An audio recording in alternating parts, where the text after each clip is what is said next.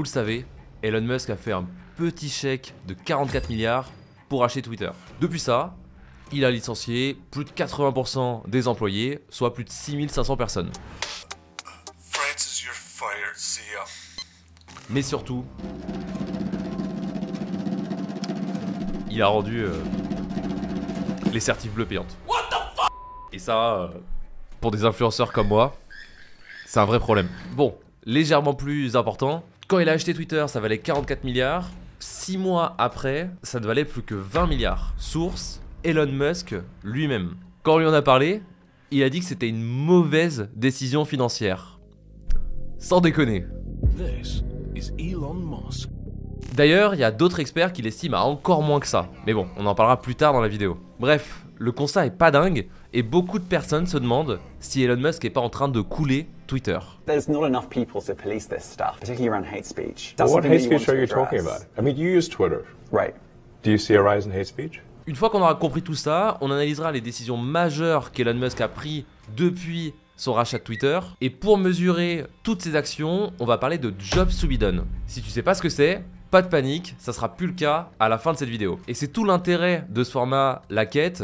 On prend un fait d'actualité et on l'analyse avec des notions fondamentales de product management. Mais tu te demandes peut-être qui je suis pour parler de tout ça. Je suis Nathan Ménard, je suis le CEO de Dracar et chez Dracar on fait deux choses. La première, on a un product studio, on co-crée des applications web et mobile sur mesure aux côtés d'entrepreneurs qui ont envie d'aller chercher un nouveau marché. Et la deuxième, on a un accélérateur de PME, on prend des PME existantes, on vient optimiser leurs process et mettre en place de la tech pour automatiser le plus de choses possible. Et donc ça passe par la mise en place de RP, d'outils no-code ou de code sur mesure. Et donc le but que j'ai avec cette chaîne, c'est de démocratiser la tech, de rendre la tech simple et accessible. Et donc j'y parle de product management, de no-code, de business en général, d'IA, bref. De tous ces sujets-là, mais de manière accessible. Maintenant qu'on se connaît, avant de parler des actions prises par Elon Musk, on doit déjà comprendre à quoi ça sert Twitter. Et pour ça, on va utiliser la notion de Jobs to be done. Mais alors, qu'est-ce que c'est ? Le concept de Jobs to be done, c'est un outil qui permet de comprendre les besoins fondamentaux des utilisateurs d'un produit. Mais pour bien comprendre ce que c'est, je vais te raconter une petite histoire. C'est l'histoire de McDo. McDo qui voulait vendre plus de milkshakes. Logique, ils font appel aux meilleurs experts marketing de la planète et ils partagent ça sur les réseaux, sur la télé, partout. Résultat, ça améliore de quelques pourcents, mais rien de significatif. Au final, ils perdent de l'argent avec ces campagnes marketing. Du coup, ils disent, bon, bah, c'est peut-être le goût qui est pas bon, on va essayer d'améliorer les recettes. Ils améliorent les recettes, ils font des nouvelles campagnes. Pareil, rien. Ils perdent de l'argent à essayer de promouvoir leur milkshake. Donc là, ils sont pas bien. Ils ont tout épuisé, ils y arrivent pas. Ils sont pas très loin de, voilà, des envies de suicide. Enfin, c'est pas la fête chez McDo. You're broke. You're fucking poor. Et là, ils croisent la route de Clayton Christensen, le pionnier de cette notion de Jobs to be done. Et ils disent, vas-y, bah, prends de l'argent, fais un truc, t'as l'air chaud, nous on n'y arrive pas. Donc ils s'attendent à ce que Christensen arrive en costard pour leur faire un PowerPoint de 40 pages avec des études de marché ou je sais pas quoi. Et au final, pas du tout. Son premier réflexe, c'est d'aller se pointer dans un McDo. Il arrive avec sa chaise de camping dès son ouverture. Donc le McDo ouvre, il est là, il arrive avec sa petite chaise de camping, il la pose, il s'assoit. Et puis il observe. À partir de 10h, il commence à vachement s'ennuyer parce qu'à la fin de la journée, il fera le constat que 80% des milkshakes avaient été vendus entre 6 et 9h. Donc du coup, il décide de revenir le lendemain à 6h et il fait un deuxième constat, c'est qu'il croise exactement les mêmes personnes. Du coup, il décide d'aller les voir. Il dit, excusez-moi monsieur, excusez-moi madame, je suis assez surpris, je comprends pas, je vous ai vu hier à la même heure. Pourquoi est-ce que vous embauchez ce milkshake tous les jours à la même heure? Là les gens ils regardent, ils disent, toi avec ta chaise de camping là, t'es bizarre, j'embauche pas du tout, hein. Qu'est-ce que tu me parles d'embaucher un milkshake? Il dit bah, c'est simple, vous achetez bien ce milkshake pour une raison, il y a un but derrière. Par exemple, si McDo était fermé, qu'est-ce que vous embaucheriez à la place pour atteindre votre objectif? Là les gens ils commencent à réfléchir, ils disent, ça c'est marrant, j'avais jamais réfléchi comme ça. Bah c'est vrai que y a des fois McDo c'était fermé et puis quand c'était fermé, bah tiens il y a une fois j'ai essayé une banane. Sauf que bon c'est vrai qu'une banane c'est quand même pas terrible parce qu'au final bon ça dure 2 bouchées et puis c'est fini en 30 secondes quoi. Ok, intéressant. Et vous avez essayé d'autres choses? Bah ouais du coup une fois j'ai essayé des bagels. Sauf que bon bah les bagels c'est cool mais on se fout du sucre partout. Et puis surtout, À 10h, moi je prends ça à 7h, à 10h j'ai hyper faim en fait. Et là Christensen il a compris. Le point commun de tous ces gens, c'est qu'ils ont un long trajet à accomplir pour aller au boulot. Et ils embauchent un milkshake pour 2 choses. La première, c'est pour occuper leurs mains libres pendant qu'ils conduisent pour aller au boulot. Et en gros pas s'ennuyer. La deuxième, c'est ne pas avoir faim à 10h et tenir sans grignoter jusqu'au prochain repas. Parce que quand on est américain, pour prendre soin de sa ligne, on prend des milkshakes. Et c'est ça, les jobs to be done derrière le milkshake. Et donc on comprend que le goût est même pas si important que ça. Ce qui compte, c'est vraiment de s'occuper. C'est vraiment de pas avoir faim à 10h. Et donc, forcément, que McDo, avec toutes ses actions marketing, faisait un flop. Puisque cette cible-là, on n'avait absolument rien à péter de ce qu'il faisait. Par contre, une fois qu'on a compris ces jobs to be done, quel type d'action on peut mettre en place derrière pour améliorer la vente de milkshakes? Et bah par exemple, on peut essayer de rendre les milkshakes encore plus épais. Comme ça, ils durent encore plus longtemps. Comme ça, peut-être que ça va tenir vraiment toute la durée du trajet. On peut aussi se dire qu'on va faire une sorte de fast lane pour les personnes qui achètent des milkshakes. On leur donne une carte spéciale et puis ils font pas la même queue que tout le monde. Ils passent par la petite file spéciale. Comme ça, ils gagnent du temps. Et donc, quand tu crées un produit, pose-toi toujours la question, quels sont mes jobs to be done? Et tu verras que tu auras tendance très souvent à partir dans d'autres trucs qui sont cool, mais qui sont pas fondamentaux. Donc, revenons à Twitter. La question qu'on pose, c'est à quoi sert Twitter? Il faut d'abord poser les cibles de Twitter avant de pouvoir y répondre. Donc, à mon sens, il y a 3 types de cibles majeures chez Twitter. La première, c'est la cible que je catégorise d'individus lambda. Prenons un exemple, Sarah, 25 ans, étudiante en marketing, qui a besoin de se tenir au courant des dernières tendances de la mode et de pouvoir échanger avec ses amis. Cible 2, les marques. Donc si on voulait faire un persona, on pourrait prendre Brandy, 30 ans, qui est responsable marketing d'une marque de vêtements et elle a besoin de promouvoir ses nouveaux produits. Cible 3, les journalistes. Donc là on peut prendre Jack, 40 ans, qui a besoin de savoir c'est quoi les dernières news dans le monde et de pouvoir partager ses articles au monde. Évidemment des cibles, il y en a énormément sur Twitter. En même temps quand on a 330 millions d'utilisateurs, bon, ça fait du monde. Mais selon moi, c'est les 3 grosses catégories d'utilisateurs de Twitter et c'est là-dessus qu'on va se concentrer. Maintenant qu'on est au clair sur les cibles, passons à la question qui nous intéresse depuis tout à l'heure, c'est quels sont les besoins fondamentaux de ces cibles? On va commencer par Sarah, notre étudiante en marketing. À votre avis, quels sont les jobs to be done, les besoins fondamentaux de Sarah? Quel problème, quelle tâche fondamentale est-ce qu'elle cherche à résoudre avec Twitter? Un des trucs, et j'avais déjà presque donné la réponse, c'est suivre les dernières tendances de la mode. C'est un job to be done qui est clair et précis. Elle a besoin d'une solution pour pouvoir être à la pointe de la mode et être informée des nouvelles tendances. Un autre besoin de Sarah qui est intéressant, c'est d'une manière générale, au-delà de la mode, de découvrir des contenus intéressants. C'est vrai que ça peut l'inspirer, niveau mode, d'avoir des sujets intéressants sur d'autres domaines. Mais ça, à votre avis, est-ce que c'est un job to be done? Évidemment que non. C'est pas pour ça qu'elle va embaucher une solution comme Twitter. C'est pas un besoin fondamental, c'est pas un job to be done. Et donc c'est là qu'on voit qu'on a besoin de faire une distinction supplémentaire. C'est cool d'avoir en tête cette notion de job to be done, mais il y a 2 autres notions qu'il faut avoir en plus de ça, qui sont les gains et les pains. Les gains, c'est les avantages qu'espère obtenir Sarah en accomplissant son job to be done. Tandis que les pains sont les obstacles, les inconvénients qu'elle essaye d'éviter. Donc dans ce cas-là, la découverte de contenu intéressant pourrait être qualifiée de gains. C'est un bénéfice indirect qu'elle va obtenir en essayant de chercher des contenus sur la mode. On peut les afficher de la manière suivante. Donc là, je vais prendre mon Mac pour vous afficher tout ça. Donc là, je le vois, j'ai dans la catégorie gains, découvrir des contenus intéressants et dans la catégorie jobs, pour jobs to be done, suivre les dernières tendances de la mode. Essayons de trouver les pains liés à l'accomplissement du job to be done, de trouver les dernières tendances de la mode. Quand Sarah essaye de rechercher du contenu sur de la mode, à quelle difficulté fait-elle face? Il y a une pain assez évidente, c'est la difficulté à trier l'information. À chaque fois qu'elle cherche du contenu mode, il y en a dans tous les sens, il y a des trucs qui sont pertinents, des trucs qui sont pas pertinents, et faire le tri, c'est pas évident. Pour faire court, je vais vous donner tout de suite, selon moi, les gains, pains et jobs to be done de Sarah. Pour moi, il y a suivre les dernières tendances de la mode, partager des opinions,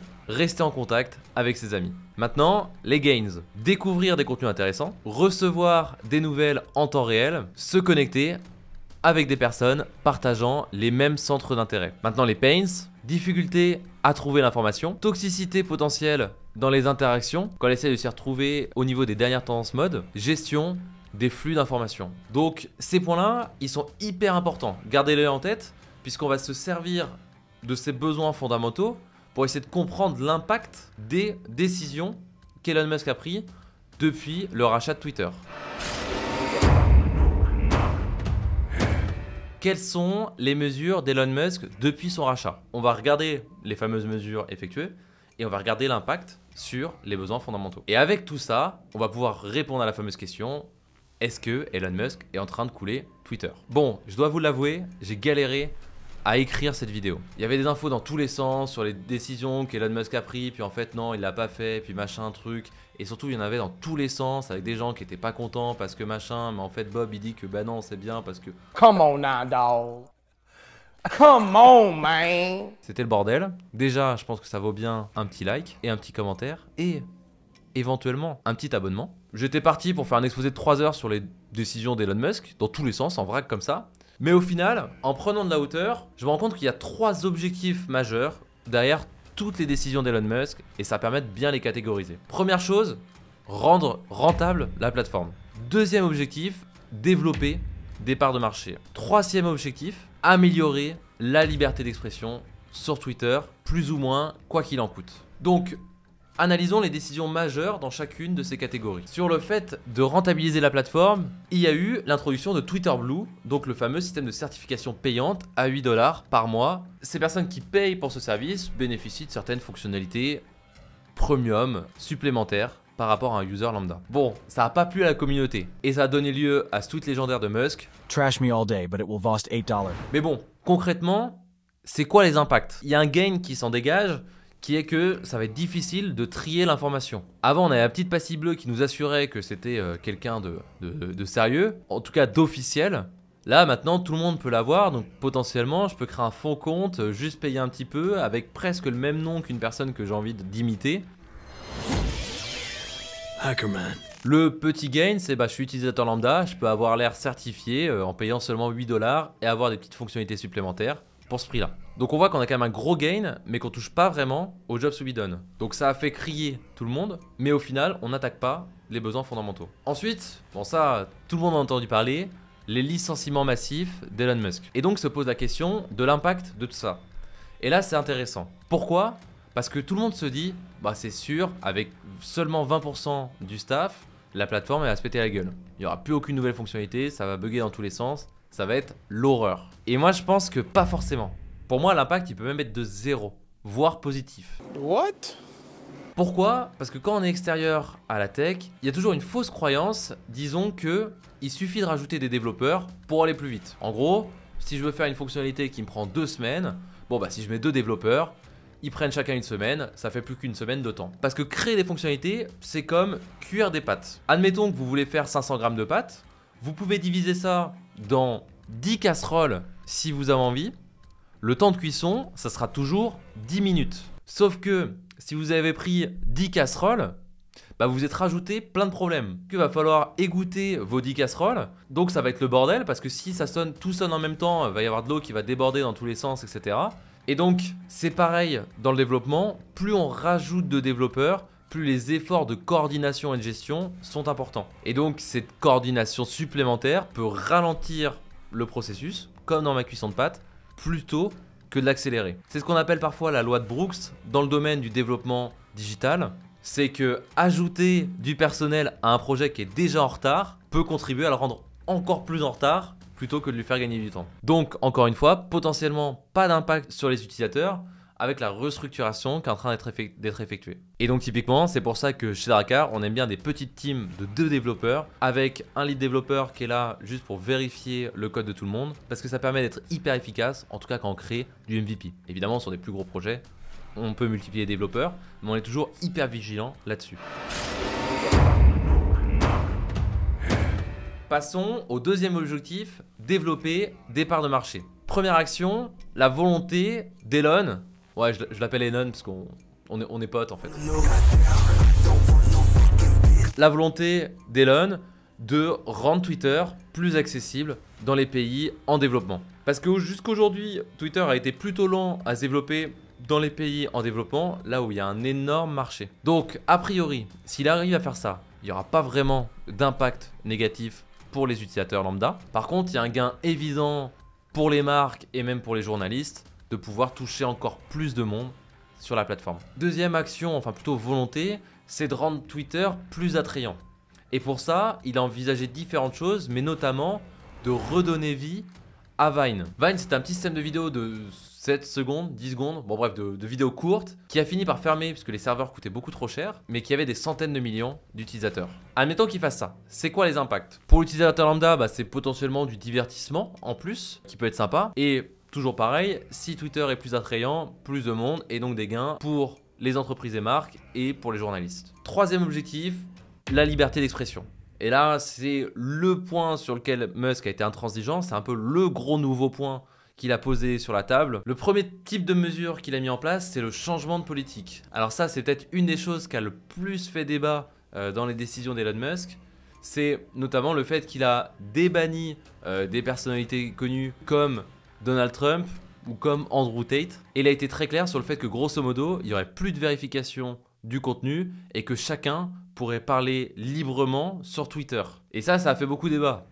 Pourquoi? Parce qu'une des peines, c'est que va y avoir de l'information néfaste dans tous les sens. Il y a une autre peine qui peut venir se créer du coup, c'est qu'on peut être choqué par des contenus auxquels on n'aurait pas eu accès sur l'ancien Twitter. Et donc c'est notamment pour ça que ça fait autant débat. Le gain, il est plus pour les journalistes, c'est de pouvoir avoir accès à l'information facilement, auxquels ils n'auraient pas eu accès avant puisqu'ils auraient pu être censurés. D'ailleurs, c'est aussi valable sur leur publication de contenu, ils vont être plus libres dans leur manière d'adresser l'audience. Il a aussi pour projet de réviser le système de vérification, ça c'est un peu pour compenser Twitter Blue. L'idée c'est d'avoir des niveaux de vérification avec des coches multicolores pour certains comptes. Il y a une peine éventuelle qui est qu'on est confus, on ne sait pas vraiment qui est quoi. C'est compliqué pour nous de savoir quelles sont les sources fiables d'informations. Et une autre peine, c'est le fait de s'adapter à ce nouveau système. Le gain, c'est qu'à terme, on aura potentiellement quand même une meilleure transparence sur ces comptes vérifiés. Mais là, certains vont dire que non, en fait, il fallait juste rester sur la certification bleue simple qu'on obtient qu'après vérification et de ne pas la rendre payante ou quoi que ce soit, juste faire ce système.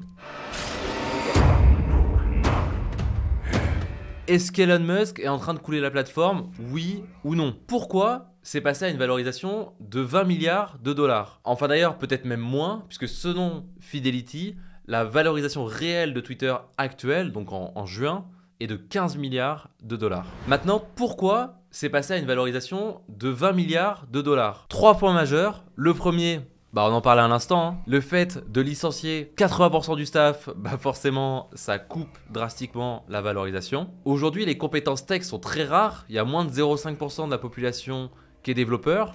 Et par conséquent, les développeurs, et particulièrement les très bons développeurs, puisque c'est des personnes, si elles mettent un CV sur LinkedIn, elles ont des dizaines, voire des centaines de propositions dans la journée. Deuxième, le fait même que Musk rachète la plateforme. Beaucoup se posaient des questions sur sa capacité à bien gérer Twitter en parallèle de toutes les entreprises. Et surtout, les décisions de faire revenir Trump, etc. étaient hyper controversées, sans parler de Twitter Blue, etc. Et donc beaucoup de personnes sont parties de la plateforme, des personnalités connues sont parties de la plateforme suite à cette annonce.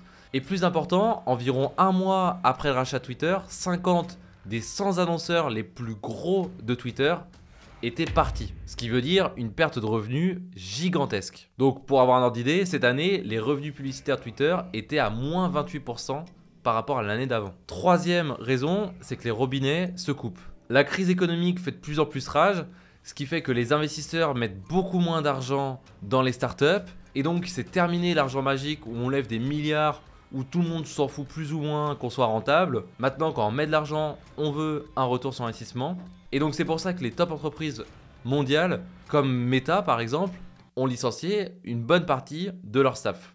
Et ça, vous pouvez demander à tous vos amis entrepreneurs ou investisseurs, c'est beaucoup plus compliqué de lever de l'argent aujourd'hui. Et donc tout le monde revient à des enjeux de rentabilité, ce qui selon moi est beaucoup plus sain, c'est que le marché était euphorique avant, et là on revient à la normale selon moi. Et donc ça veut dire quoi? Ça veut dire que les marques ont moins d'argent à investir sur la plateforme. Ça veut dire que l'équipe vaut aussi moins cher puisque les top startups licencient des talents. Donc il y a des talents qui sont à nouveau sur le marché. Ça veut dire que toute la donnée bah les gens sont prêts à l'acheter moins cher parce qu'il y a moins d'argent au global. Bref, est-ce qu'il coule Twitter? Oui ou non? Parce qu'on voit que tout ça, finalement, c'est des arbitrages financiers, c'est de la spéculation. Mais ce qui change pas, et c'est pour ça que j'ai amené cette notion de value proposition canvas et jobs to be done, c'est que la valeur de Twitter sur le long terme, c'est sa capacité à répondre en bien aux jobs to be done, gains, pains de ses utilisateurs principaux. Pourquoi? Parce que du coup, ça fait de la recommandation, donc la base d'utilisateurs grossit naturellement. Et après, évidemment, il faut être capable d'aller satisfaire les gains, pains, jobs to be done des utilisateurs futurs qu'on va vouloir aller chercher. Donc si on fait le bilan des actions que j'ai exposées tout à l'heure, c'est pas évident. Il y a du positif, il y a du négatif, bah, on sait pas trop. Mais ce qui est hyper intéressant, c'est que si on prend de la hauteur sur les actions menées, ok, ça impacte des gains pains de certaines cibles, comme on a pu le voir précédemment, mais ça impacte positivement un job to be done fondamental des annonceurs, donc des entreprises, qui est de promouvoir ces services au meilleur prix possible. Et donc on se doute bien que le prix de publicité dépend quand même des coûts de Twitter. Et donc si on vire 80% de son staff et que ça marche quand même, bah potentiellement on va payer moins cher de la publicité. Et donc ça nous permet d'avoir un retour sur investissement supérieur, ce qui est ce que recherche toute marque sur la plateforme. Sur le fait de développer des parts de marché, bon bah là, ça arrange tout le monde. Les entreprises, elles ont plus de personnes potentielles qu'elles vont toucher. Les journalistes, ils auront plus de contenu à absorber. Et ils auront plus de personnes touchées quand ils publieront leurs articles. Et l'utilisateur lambda, bah pareil, il a plus de possibilités de contenu à suivre. Si on prend maintenant la liberté d'expression, bah c'est pour les journalistes principalement, où on a besoin d'avoir de la data vraie, inaccessible ailleurs, pour créer ces articles. Et donc là, d'avoir cette transparence totale, ok, ça crée des pains chez certains utilisateurs, mais pour le journaliste, c'est fondamental, du contenu direct et réel, d'accessible, sans aucune frontière. C'est pour ça que je ne pense pas qu'Elon Musk est en train de couler Twitter. Je pense sincèrement qu'il n'a pas eu un bon timing du tout avec les marchés financiers. Et je pense qu'il a eu certes des décisions absolument controversées, c'est défendable, mais je pense que sur la vision long terme, ces actions sont positives. Et donc les gens ronchonnent par rapport aux fonctionnalités, ce qui se comprend, hein, les gens n'aiment pas qu'on change leurs habitudes. Et il y a des personnes qui sont dépendantes de Twitter, donc le moindre changement a un impact considérable. Mais je pense que sur le long terme, la vision de Musk est tout à fait saine, c'est celle de tout bon CEO, hein, en tout cas. Surtout si on prend la partie rentabilité et développer des parts de marché, et que ces actions sont cohérentes dans cette direction-là, et que c'est pour ça que je pense qu'au final, Twitter sera un succès. C'est la fin de cette vidéo. Merci infiniment de l'avoir regardé jusqu'au bout. J'espère qu'elle vous a plu. Je ne sais pas exactement quel va être le rendu, donc je suis vraiment preneur de tout feedback pour améliorer les prochaines vidéos. Si elle vous a plu, s'il vous plaît, likez et commentez cette vidéo pour soutenir tout le travail qu'il y a derrière. Et surtout, partagez-la à vos amis entrepreneurs pour qu'ils puissent suivre ce framework au niveau des jobs to be done, gains, pains, du value proposition canvas en général, lorsqu'ils vont créer leur startup. Et plus important, abonnez-vous à la chaîne pour ne pas louper le prochain épisode de La Quête. Merci encore et à très vite.